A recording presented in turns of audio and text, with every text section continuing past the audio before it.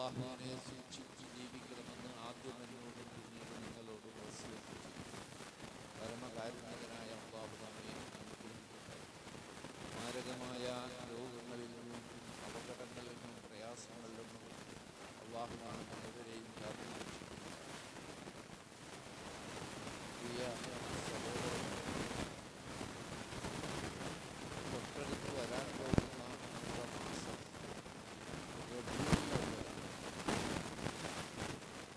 അത് ആരംഭിക്കുന്നതിന് മുമ്പ് തന്നെ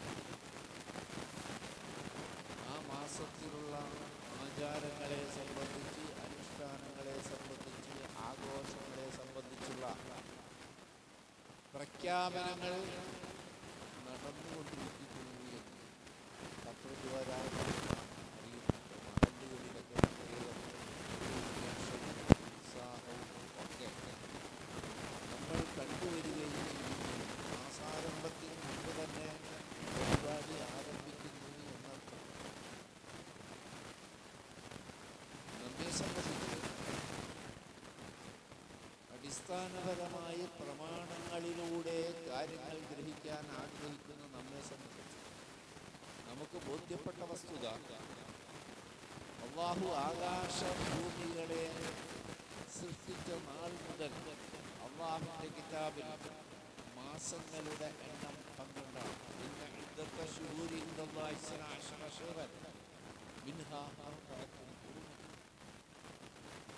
ആകാശഭൂമികൾ സൃഷ്ടിച്ച നാൾ മുതൽ 12 മാസങ്ങളായി അല്ലാഹു നിശ്ചയിച്ചിരിക്കുന്നു. അതിൽ നിന്ന് 4 മാസങ്ങൾ ആദരണീയമായ മാസങ്ങളാണ്. വളരെ ശ്രദ്ധിച്ച് മനസ്സിലാക്കുക. ബേസിൽ നിന്ന് മനസ്സിലാക്കാതെ അപകടം പറ്റും. അപ്പോൾ ബേസിൽ നിന്ന് തന്നെ മനസ്സിലാക്കണം. ആ 4 മാസങ്ങൾ നമുക്കറിയാം. ദുൽഖഅദ്, ദുൽഹിജ്ജ, മുഹറം, തുടർച്ചയായ 3 മാസങ്ങളും റജബ് മാസവുമാണ്. ആ ആദരിക്കപ്പെടേണ്ട, യുദ്ധം പാടില്ലാത്ത, കക്ഷിവഴക്കുകളും ബഹളങ്ങളും പാടില്ലാത്ത, ആദരിക്കേണ്ട മാസങ്ങളായി അല്ലാഹു നിശ്ചയിച്ചു എന്നത്. അക്കൂട്ടത്തിൽ റബീഉൽ അവ്വൽ ഇല്ല എന്ന് നമുക്കറിയാം.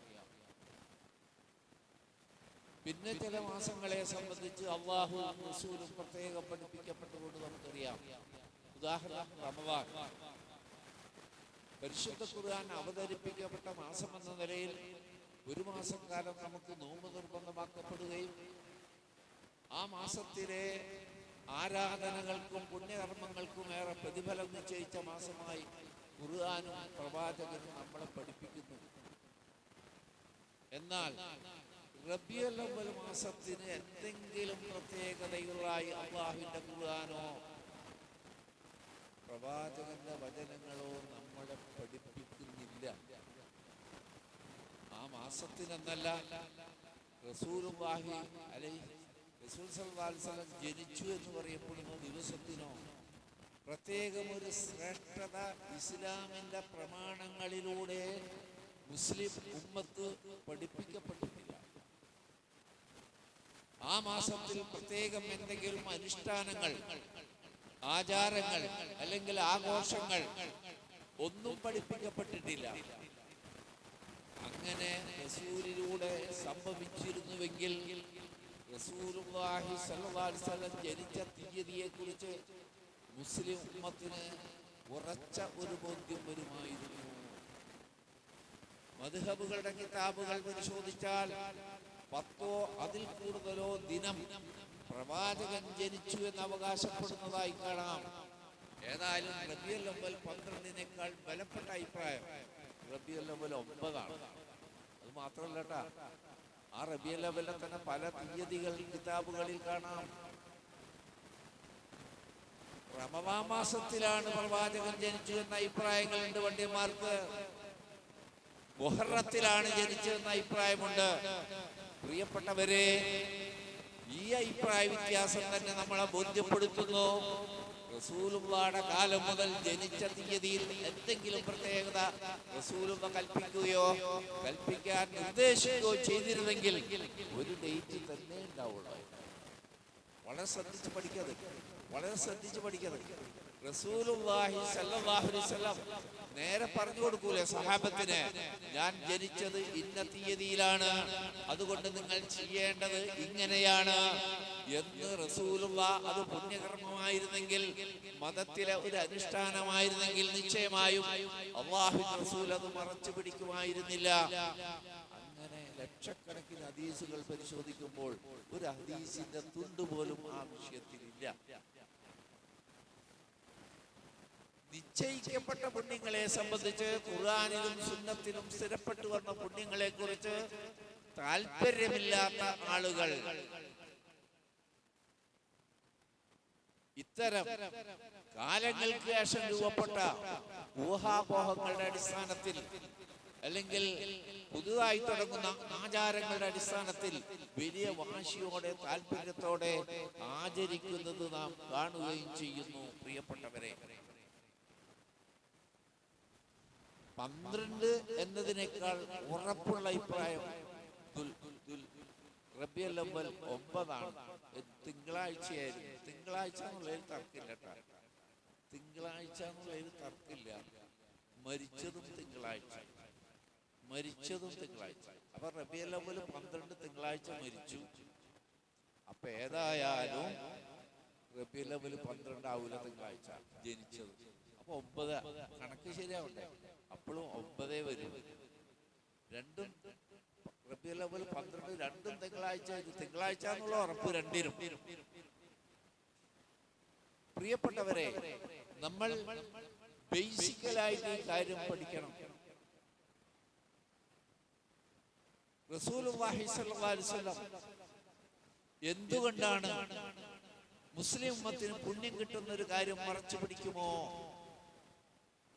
അള്ളാഹു ഏൽപ്പിച്ച റിസാലത്ത് പരിപൂർണമായി ഞാൻ ഏൽപ്പിച്ചു പോയി, അള്ളാഹു അത് സമ്മതിച്ചു, പൂർത്തിയാക്കി എന്ന് പറഞ്ഞ് ഖുർആനിലൂടെ ബോധ്യപ്പെട്ട നമുക്ക് ഒരു പുണ്യകർമ്മം അള്ളാഹുവിന്റെ റസൂൽ മറച്ചു പിടിക്കുമായിരുന്നില്ല എന്ന് ഉറച്ചു വിശ്വസിക്കണം. അല്ലെങ്കിൽ റസൂലിലുള്ള ഈമാൻ തെറ്റും. അള്ളാഹു അറിയിച്ച മുഴുവൻ പുണ്യകർമ്മങ്ങളും ഈ ഉമ്മത്തിനെ പഠിപ്പിച്ചതിന് ശേഷമാണ് റസൂലുള്ള വഫാത്തായത് എന്ന് വിശ്വസിക്കാതെ നമ്മൾ മുഅ്മിനീങ്ങളാവുകയില്ല. അത്ര ഗൗരവമുള്ള വിഷയം. നമുക്കറിയാം, റസൂലുള്ളാഹി സ്വല്ലല്ലാഹു അലൈഹി വസല്ലം അനാഥനായിട്ടാണ് അതായത് ജനനത്തിന് മുമ്പ് വാപ്പ മരിച്ചു പോകുന്ന വിധത്തിലാണ്. റസൂലിന് നിയോഗിക്കപ്പെട്ടതിന് ശേഷം കുറെ കാര്യങ്ങൾ നമ്മൾ ചർച്ച ചെയ്തിട്ടുണ്ട്. ജനനം മുതൽ ചില കാര്യങ്ങൾ കൂടി അറിഞ്ഞു വെക്കുന്നത് നമുക്ക് ഗുണം ചെയ്യും. ജനനം മുതലുള്ള കുറച്ച് കാര്യങ്ങൾ നമുക്കറിയാം. പിതാവ് പ്രസവത്തിന് മുമ്പ് തന്നെ പിതാവ് അബ്ദുള്ള മരിച്ചു. പിന്നീട് ആമിന ബീവി ഉള്ളത് അബ്ദുൽ മുത്തലിബിന്റെ വീട്ടിലാണ്. വളരെ ശ്രദ്ധിച്ച് മനസ്സിലാക്കിക്കൊള്ളുക. പ്രസവ സമയം ഗർഭകാലം പൂർത്തിയായി വരുന്നതോടുകൂടി ഒരു ആദിയാണ് അബ്ദുൽ മുത്തലിബിന്. അങ്ങോട്ടും നടക്കുക. സ്വന്തം പ്രിയപുത്രൻ മരിച്ച സങ്കടം ഹൃദയത്തിലേറ്റി ജീവിച്ചു കൊണ്ടിരുന്ന അബ്ദുൽ മുത്തലിബ് ഒരു മകൻ, ഒരു അനന്തരാവകാശി എന്റെ മകൻ ഉണ്ടാകാൻ പോകുന്നു എന്ന സന്തോഷം ഒപ്പം ചേർത്ത് ഉലാത്തിക്കൊണ്ടിരിക്കെ ബാല്യക്കാരത്തി ഓടി വന്ന് പറയുന്നു, അബ്ദുൽ മുത്തലിബ്, താങ്കൾ സന്തോഷിച്ചു കൊള്ളുന്നു, താങ്കൾക്കൊരു പുത്രൻ പിറന്നിരിക്കുന്നു. ആർക്ക് പുത്രൻ പറഞ്ഞു? മകന്റെ ഭാര്യയാണ് പ്രസവിക്കുന്നത്. ബാല്യക്കാരത്തി പറയുന്നത് എന്താണ്? താങ്കൾക്കൊരു പുത്രൻ പിറന്നിരിക്കുന്നു. വൈകാതെ കുട്ടിയെ ശുദ്ധീകരിച്ച് ഒരു തുണിയിൽ പൊതിഞ്ഞ് ബാല്യക്കാരത്തി അബ്ദുൽ മുത്തലിബിന്റെ കയ്യിലേക്ക് ഏൽപ്പിക്കുന്നു. സന്തോഷത്തോടെ അബ്ദുൽ മുത്തലിബ് മുഹമ്മദ് എന്ന് നാമകരണം, അറേബ്യയിൽ പൊതുവെ ശീലമില്ലാത്തൊരു പേര്, മുഹമ്മദ് എന്ന് അബ്ദുൽ മുത്തലിബ് നാമകരണം ചെയ്യുന്നു. എന്നിട്ട് കഅബയിലേക്ക് ഓടുകയാണ് അബ്ദുൽ മുത്തലിബ്. നാഥന് ശുക്ർ അർപ്പിക്കാൻ, അള്ളാഹുവിനെ പ്രകീർത്തിക്കാൻ, കഅബയുടെ പരിപാലകനായ, കഅബയുടെ നാഥനായ അള്ളാഹുവിനെ സ്തുതിച്ചുകൊണ്ട് ഈ കുഞ്ഞിന് ബർക്കത്ത് നൽകണേ റബ്ബേ എന്ന് ഹൃദയം മുട്ടി പ്രാർത്ഥിക്കുകയാണ് അബ്ദുൽ മുത്തലിബ്. ജാഹിലിയത്തിൽ ജീവിച്ച ആളാണ്, മരിച്ചുപോയ ആളാണ് അബ്ദുൽ മുത്തലിബ്.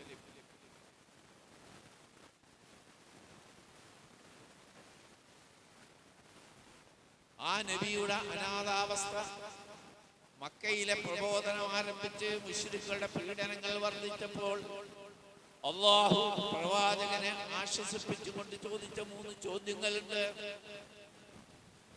അലം യജിദ്ക യതീമൻ ഫആവാ. അല്ലാഹുവിന്റെ റസൂലേ, താങ്കൾ എന്തിന് സങ്കടപ്പെടണം?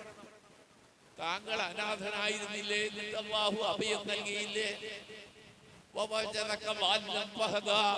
നേർമാർഗം എന്താണ്? മക്കയിലെ ജാഹിലിയത്തിന്റെ നടുവിൽ നേർമാർഗം എന്താണെന്നറിയാതെ പ്രയാസപ്പെട്ടപ്പോൾ അല്ലാഹു ശരിയായ ഹിദായത്ത്, മാർഗദർശനം അല്ലാഹു നൽകിയില്ലേ താങ്കൾക്ക്?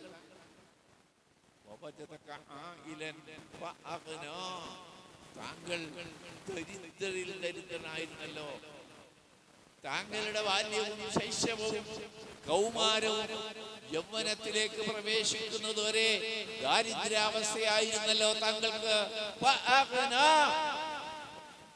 താങ്കൾക്ക് ഐശ്വര്യം, അങ്ങനെയുള്ള അല്ലാഹു താങ്കൾക്ക് കൂടെ ഉണ്ടായിരിക്കെ പ്രയാസപ്പെടേണ്ട കാര്യമുണ്ട്. 3 ചോദ്യം. അബ്ദുൽ മുത്തലിബിലൂടെ, അബൂ താലിബിലൂടെ നാഥനുണ്ടായി. നാഥനില്ലാത്ത കുട്ടിയായിട്ടല്ല വളർന്നത്, സ്വന്തം മക്കളെക്കാൾ സ്നേഹത്തോടെയാണ് അവർ വളർത്തിയത്.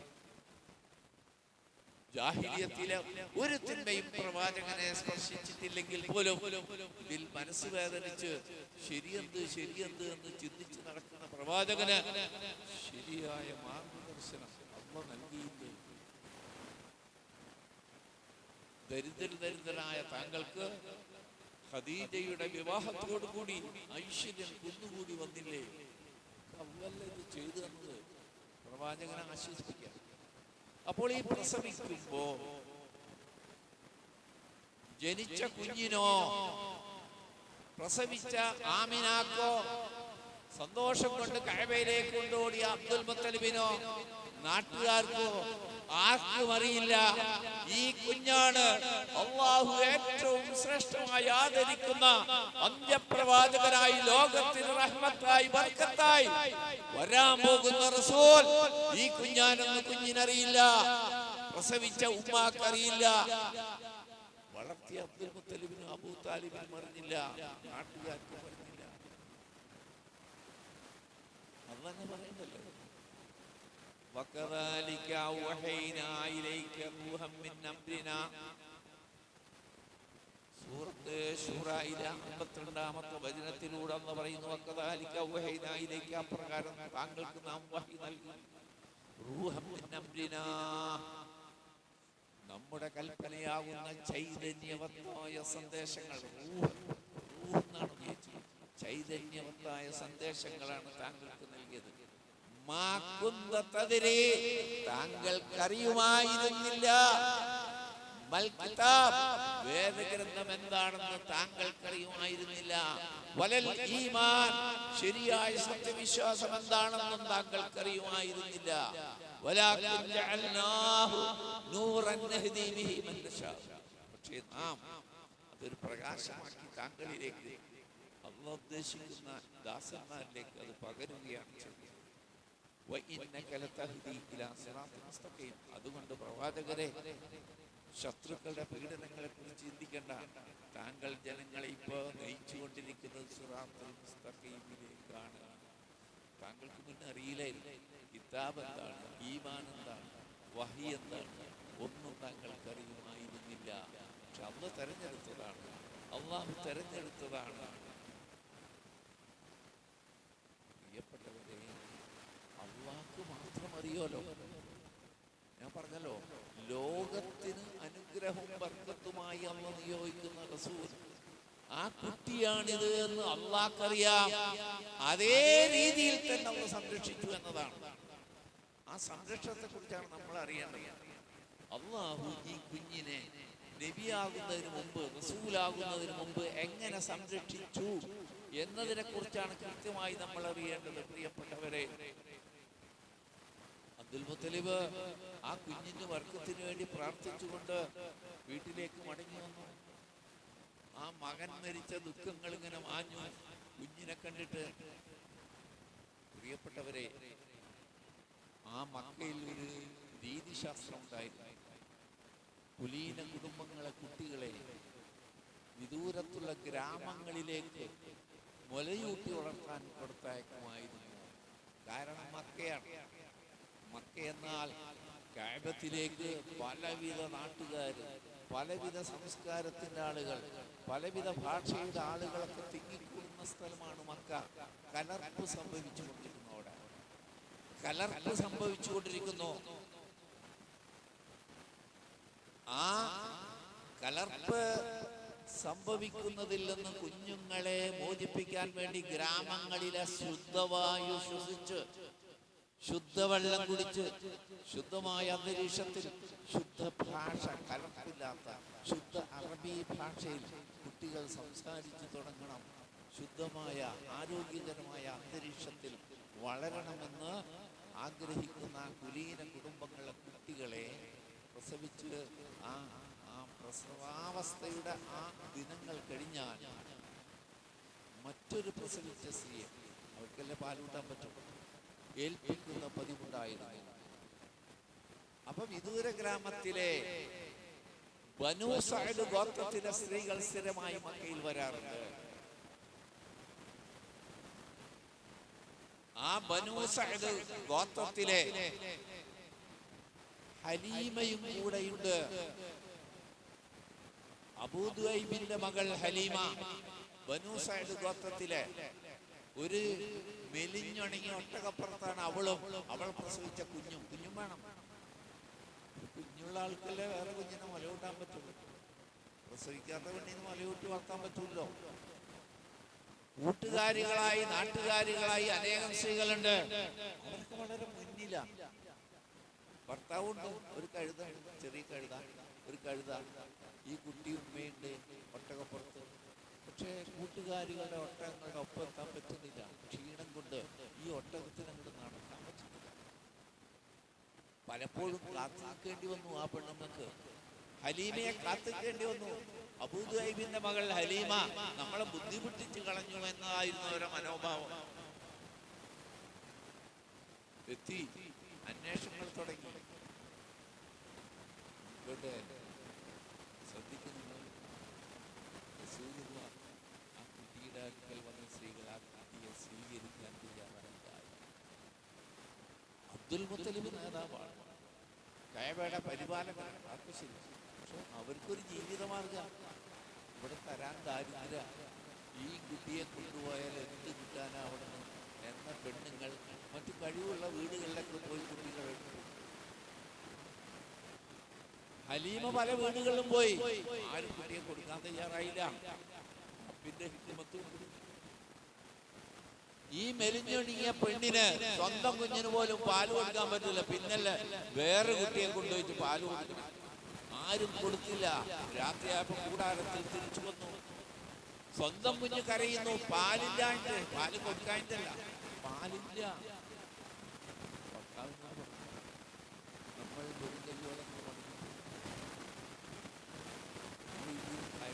കിട്ടില്ല. പക്ഷേ കുറേശ്ശികളുടെ നേതാവാണ്, കേരളത്തിന്റെ ആളുകളാണ്.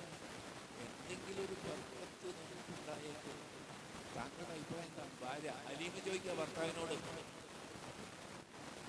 ഭർത്താവ് പറയാണ് എന്റെയും അഭിപ്രായം തന്നെ. അങ്ങനെ ഒരു അബ്ദുൽ മുത്തലിബിന്റെ വീട്ടിലേക്ക് ചെല്ലുകയും ആ കുഞ്ഞിനെ വേറൊരു പെണ്ണും സ്വീകരിച്ചില്ല. എന്നാ പിന്നെ അലീമാവട്ടെ എന്ന് വെച്ചാൽ അവര് പ്രവാചകൻ സല്ലല്ലാഹു അലൈഹി വസല്ലം കൈമാറുന്നു. അവര് സന്തോഷത്തോടെ തിരിച്ചു പോകുന്നു. ആരാ ഈ ഒട്ടകപ്പുറത്ത്? ആരാണ് ഈ ഒട്ടകപ്പുറത്ത്? വമാ അർസൽനാക ഇല്ലാ റഹ്മത്തൻ ലിൽ ആലമീൻ എന്ന് റബ്ബ് പ്രഖ്യാപിച്ച ആ റസൂലാകാൻ പോകുന്ന കുട്ടിയാണിത്. ബർക്കത്ത് ഇങ്ങനെ ആകാശലോകത്ത് നിന്ന് വന്നു തുടങ്ങി. ഒട്ടകത്തിന്റെ ക്ഷീണം മാറി. ആ പെണ്ണുങ്ങളുടെ ഒട്ടകങ്ങളെ മറികടന്നുപോയി. ഹലീമയുടെ അബൂദുബൈബിന്റെ മകളുടെ ഒട്ടകം മാറിപ്പോയ പെണ്ണുങ്ങൾ ഇത് ഒരു ബർക്കത്ത് കാത്തു നമ്മളെ ഒട്ടകത്തിൽ നോക്കണ്ടു. രണ്ട് കുഞ്ഞുങ്ങൾക്കും പാലൂട്ടിയിട്ട് പിന്നെയും പാല് ബാക്കി ഹലീമക്ക്. ഹലീമയുടെ ശരീരപ്രകൃതി മാറി. ഒരു യാത്രയിൽ സംഭവിച്ചുകൊണ്ടിരിക്കുകയാണ് സഹോദരങ്ങളെ. ഒരു യാത്രയിൽ സംഭവിക്കുകയാണ്.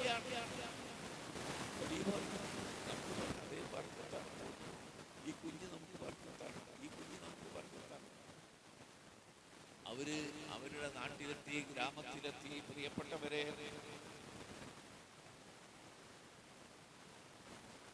വരൾച്ചയുടെ കാലമാണ്. കുറച്ച് ആടുകളാണ് ആകെ ഉള്ളത്. അതെല്ലാം കറവറ്റിയ പോലെ പാലില്ലാത്ത അവസ്ഥയിലാണ്. പക്ഷേ എന്റെ പിറ്റേന്ന് പാല് കിടന്നപ്പോൾ പാത്രം നിറഞ്ഞു തുളുകുന്നു. എല്ലാ ആടുകളുടെ അകിട് വീർത്തിരിക്കുന്നു. ബർക്കത്തിങ്ങനെ വരും. അള്ളാഹ് ഇങ്ങനെ സംരക്ഷിച്ചുകൊണ്ടിരിക്കുന്നു എന്ന് റസൂലായിട്ട് മാത്രമല്ല, അതിനു മുമ്പേ അള്ളാഹുവിന്റെ സംരക്ഷണം എങ്ങനെ കിട്ടി എന്നതാണ് നമ്മൾ മനസ്സിലാക്കേണ്ടത്. പ്രിയപ്പെട്ടവരെ, അവര് തന്നെ അത്ഭുതപ്പെട്ടു പോയി. പാല് കിട്ടില്ല എന്ന് വിചാരിച്ച ആടുകളിൽ നിന്നാണ് ഈ പാല് അവര് കുടിച്ച് ബാക്കിയായി അടുത്ത വീട്ടിലും സ്വന്തക്കാർക്ക് കൊടുക്കാൻ തുടങ്ങി. ആ പെണ്ണുങ്ങൾ കുശുമ്പോടെ പറഞ്ഞു. അവരുടെ കൂട്ടുകാരികൾ അവരെ ആടിനെ മേയ്ക്കുന്ന കുട്ടികളെ ചീത്ത വിളിച്ചു. നിങ്ങൾക്ക് അബൂദുബൈബിന്റെ മകളുടെ ആടിനെ മേയ്ക്കുന്നോടത്ത് നിങ്ങൾക്ക് മേയ്ച്ചൂടെ? പക്ഷേ ഈ കുട്ടി അവരെ കയ്യിലില്ലല്ലോ. മേച്ചിൽ സ്ഥലം എല്ലാവർക്കും ഒന്ന് തന്നെ. ഈ കുട്ടിയുള്ളത് ഹലീമയുടെ കയ്യിലല്ലേ പ്രിയപ്പെട്ടവരെ? അങ്ങനെ റബ്ബുൽ ആലമീനായ തമ്പുരാൻ ജനനം മുതൽ തന്നെ വരാൻ പോകുന്ന ഒരു റസൂലിന്റെ ആർക്കും അറിയില്ല. ഒരു ഇൻസിനോ ജിന്നിനോ മലക്കിനോ അറിയില്ല. ഏകനായ റബ്ബിന് മാത്രം അറിയുന്ന സത്യം. ഞാൻ ലോകാവസാനം വരെയുള്ള മനുഷ്യർക്ക് റസൂലായി മാർഗദർശകനായി തെരഞ്ഞെടുക്കുന്ന കുട്ടി ഇതാണ്. അവനെ ചെറുപ്പത്തിലെ തന്നെ അള്ളാഹുവിന്റെ ബർക്കത്തും കാവലുണ്ടായി എന്നാണ് ഈ സംഭവത്തിൽ മനസ്സിലാക്കുന്നത്. നബിദിനം ആഘോഷിക്കുന്നവർക്കൊന്നും ഈ വിഷയം ഒരു വിഷയമല്ല. അവരില്ലാത്ത കുറെ ജനിച്ച സമയത്ത് ചില കഥകൾ പറയുന്നല്ലാതെ റബ്ബിന്റെ കാരുണ്യവും ബർക്കത്തും എങ്ങനെയാണ് ലഭിച്ചുകൊണ്ടിരുന്നത് എന്ന് അതവരുടെ വിഷയം. നമ്മൾ അവിടെ നിന്ന് മനസ്സിലാക്കണം. അപ്പോഴേ നബിദിനത്തിലെത്തുക എന്ന് ശരിക്കും അതിനെപ്പറ്റി മനസ്സിലാക്കണം. സംഭവങ്ങളെ സത്യമായി മനസ്സിലാക്കി അതിൽ നിന്ന് സത്യമായ ഗുണപാഠങ്ങൾ ഉൾപ്പെടുന്ന വിജയികളിൽ അല്ലാഹുവിനെ ഉൾപ്പെടുത്തി അനുഗ്രഹിക്കുമാറാകട്ടെ.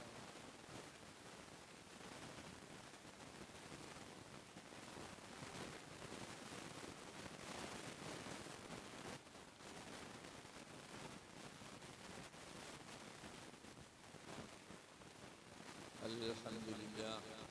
അല്ലാഹുമ്മ സ്വല്ലി അലാ മുഹമ്മദിൻ വഅലാ ആലി മുഹമ്മദ്. അയ്യുഹന്നാസ് ഉസീകും ഇബാദല്ലാഹി തഖ്വല്ലാഹ്. അല്ലാഹുവിനെ സൂക്ഷിക്കണമെന്ന് ഒരിക്കൽ കൂടി എന്നെ നിങ്ങളിൽ ഓർമ്മപ്പെടുത്തുന്നു. പ്രിയ സഹോദരങ്ങളെ, 2 കൊല്ലമാണ് ആമിനയുമായുള്ള കരാർ. 2 കൊല്ലം വിളയൂട്ടൽ കാലം. നമ്മളെ ഖുർആന്റെ നിയമം അങ്ങനെ തന്നെ. അതിന് മുന്നാണ് അവർ. എന്നാൽ പോലും അന്നും അവർ പാലിച്ചത് 2 കൊല്ലമാണ് കുഞ്ഞുങ്ങൾക്ക് മലയൂട്ട്. 2 കൊല്ലം കൂടെ പൂർത്തിയാകുമ്പോഴേക്കും 15 വർഷം. ഈ കുഞ്ഞിനെ എങ്ങനെ മടക്കി കൊടുക്കും? ഒരു ഇഷ്ടമില്ല. കുഞ്ഞിനെ മടക്കി കൊടുക്കാൻ ഇഷ്ടമില്ല. എന്നാലും കരാറ് പാലിച്ചേ പറ്റൂ. 2 വയസ്സായപ്പോൾ മക്കയിൽ വന്നു ഹലീമ. ആമിനക്ക് കൈമാറി. ആമിനയോടൊരു അപേക്ഷ, എനിക്ക് ഈ കുഞ്ഞിനെ പോറ്റി പൂതി തീർന്നിട്ടില്ല. ഈ കുഞ്ഞിനെ പോറ്റി പൂതി തീർന്നിട്ടില്ല എനിക്ക്. നിങ്ങൾ അനുവദിക്കുകയാണെങ്കിൽ 4 വയസ്സ് വരെ ഞാൻ തന്നെ അതിനെ പോറ്റാം. ആമിന സന്തോഷത്തോടെ അനുവദിച്ചു. തിരിച്ചു വീണ്ടും അലീമയുടെ വീട്ടിൽ. അലീമ ചില പ്രത്യേകതകൾ ശ്രദ്ധിച്ചതുകൊണ്ട് എപ്പോഴും ജാഗ്രതയായിരുന്നു കുഞ്ഞിന്റെ കാര്യത്തിൽ. 3 വയസ്സിനോട് അടുത്ത കൂട്ടത്തിൽ അലീമയുടെ മൂത്ത മക്കളോടൊപ്പം ആടുകളെ മേയ്ക്കുന്നിടത്തേക്ക് റസൂലുള്ളാഹി സ്വല്ലല്ലാഹു അലൈഹി വസല്ലം നടന്നു പോകും. അവരെ കൂടെ പോയാൽ ഇടയ്ക്ക് അലീമ ചെന്നൊന്ന് നോക്കും. ഒരു ദിവസം ഇതുപോലെ ചെല്ലുമ്പോ ഒരു മരമോ ഒന്നോ തണലിടാത്തൊരു സ്ഥലത്ത് കിടന്നിറങ്ങുന്നു കൊച്ചു ബാലൻ.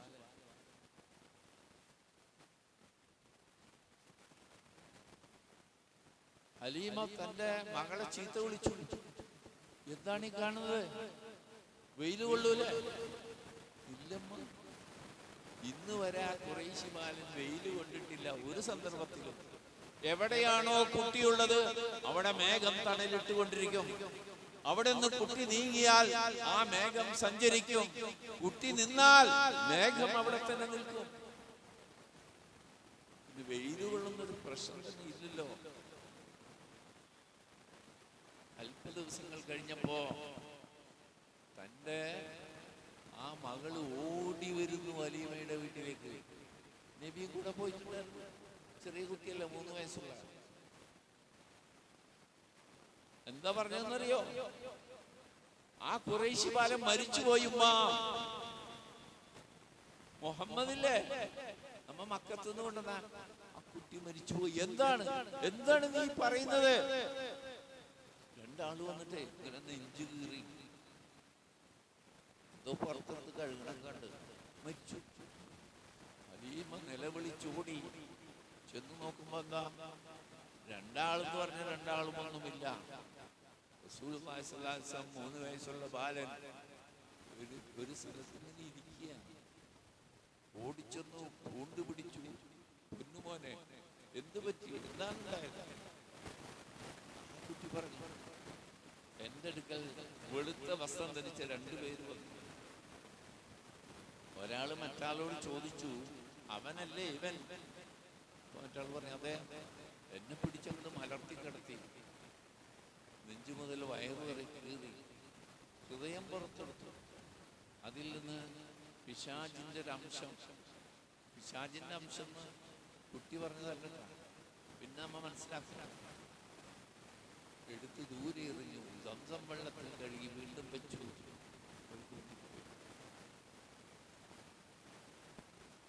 പിന്നീട് ഹലീമാക്ക് ഭയമായി. 4 മാസം വരെ 4 വർഷം വരെ പാലൂട്ടാൻ അനുവദിച്ചെങ്കിലും ഈ കുഞ്ഞിന് എന്തോ ചില പ്രത്യേകതകളുണ്ട് എന്ന് മനസ്സിലാക്കി ഭയം കൊണ്ട് 3 വയസ്സിൽ തന്നെ തിരിച്ചേൽപ്പിക്കാനുണ്ടായി. അനസ് ബിൻ മാലിക് റളിയല്ലാഹു അൻഹു പറയുന്നു, 10 കൊല്ലം ഞാൻ അല്ലാഹുവിന്റെ റസൂലിനെ ഖിദ്മത്ത് ചെയ്തു. ആ കാലയളവിൽ ഞാൻ കണ്ടിട്ടുണ്ട് ആ അടയാളം.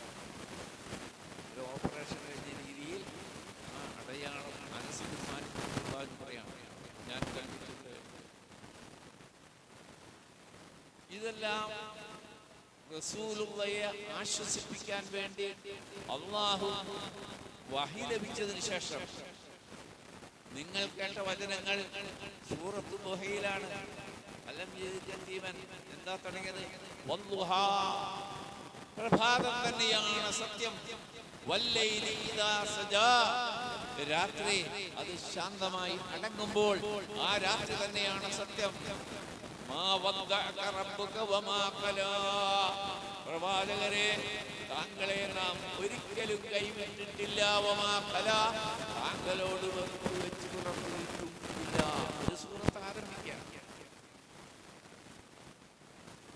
ചെറുപ്പത്തിൽ ഇങ്ങനൊക്കെ സംരക്ഷിച്ചു ഞാൻ, യതീമായ താങ്കൾ, ദരിദ്രനായിരുന്ന താങ്കൾ എങ്ങനെ ഐശ്വര്യത്തിലേക്ക് പിന്നീട് എങ്ങനെ ഹിദായത്തിലേക്ക് വന്നു എന്നറിയില്ലേ? ഒരിക്കലും താങ്കളെ അല്ലാഹു കൈവിട്ടിട്ടില്ല, താങ്കളെ വെറുത്തിട്ടുമില്ല. വലല്ലാഹിറത്തു ഖൈറുൻ ലക മിനൽ ഊലാ. വിഷയം ഇതാണ് റസൂലേ, താങ്കൾക്ക് ഉത്തമം ഇഹലോകത്തേക്കാൾ ലോകമാണ്. അതുകൊണ്ടാണ് ഈ പ്രശ്നങ്ങൾ അനുഭവിക്കുന്നത്. ഈ പ്രശ്നങ്ങൾ അനുഭവിക്കേണ്ടി വരുന്നത് എന്താണെന്നറിയോ? ആഖിറമാണ് താങ്കൾക്ക് നിശ്ചയിച്ചു വെച്ചിട്ടുള്ളത്. എല്ലാ ഐശ്വര്യങ്ങളും വാഗ്ദാനം ചെയ്തല്ലോ റസൂലുള്ളാഹ്. തെരഞ്ഞെടുക്കാൻ വേണോ? ആഖിറം വേണോ, ഇത് വേണോ? റസൂലുള്ളാഹ് ആഖിറം തെരഞ്ഞെടുത്തു. റസൂലുള്ളാഹ് ആഖിറം തെരഞ്ഞെടുത്തു. വലസൗഫ യുഅതീക റബ്ബുക ഫതർദാ. താങ്കൾക്ക് ശേഷം വരാൻ പോകുന്ന അല്ലാഹുവിന്റെ ഫضലുകൾ താങ്കൾ തൃപ്തിപ്പെടുന്ന രീതിയിൽ, താങ്കൾക്ക് ഉന്നതി പ്രാപിക്കുന്ന അവസ്ഥയിൽ താങ്കൾ തൃപ്തിപ്പെടുന്ന രീതിയിൽ താങ്കളെ നാം ഉയർത്തിക്കൊണ്ടുവരും എന്ന് അല്ലാഹു വാഗ്ദാനം ചെയ്തതാണ്. ആ റസൂലുള്ളാഹിനെ പിൻപറ്റുന്ന ആളുകൾക്കും അതേ വിജയം. ആ പിൻപറ്റുന്നതിന് വിപരീതമാണ് നബിദിനാഘോഷം എന്ന് മനസ്സിലാക്കണം. നബിദിനാഘോഷത്തിന്റെ പേരിൽ നടക്കുന്ന എല്ലാ പരിപാടിയും, മൗലൂദ് ഓതൽ തൊട്ട് ജാഥ തൊട്ട് പായസം, ലഡു വിതരണം, കോൽക്കളിയും ഗാനമേളയും വലിയ ചെണ്ടയും ദപ്പും എന്തായിരുന്നാലും അല്ലാഹുവിന്റെ റസൂലിനെ പിൻപറ്റുന്നതിന് നേർവിപരീതമാകുന്നു എന്ന് മനസ്സിലാക്കുക. നിങ്ങൾ എങ്ങനെ പിൻപറ്റുക? തൗറാത്തിലും ഇഞ്ചീലിലും റസൂലിനെ മാത്രമല്ല വിശദീകരിച്ചിട്ടുള്ളത് നിങ്ങൾ മുമ്പ് കേട്ടതാണ് ഈ മെമ്പറിൽ നിന്ന്. ആ റസൂലിനെ പിൻപറ്റുന്ന അനുയായികളുടെ ഗുണം അതുവരെ ആ ഇഞ്ചീലിലും വേദഗ്രന്ഥങ്ങളിൽ വിശദീകരിച്ചിട്ടുണ്ട്. ആ ഇഞ്ചീലിൽ വന്നപ്പോഴാണ് ഈസാ നബി അലൈഹിസ്സലാം റബ്ബിനോട് തേടിയത്, നാഥാ, ആ മുഹമ്മദിന്റെ ഒരു അനുയായിയായി ജീവിച്ചു മരിക്കാൻ എനിക്ക് ആഗ്രഹമുണ്ട്.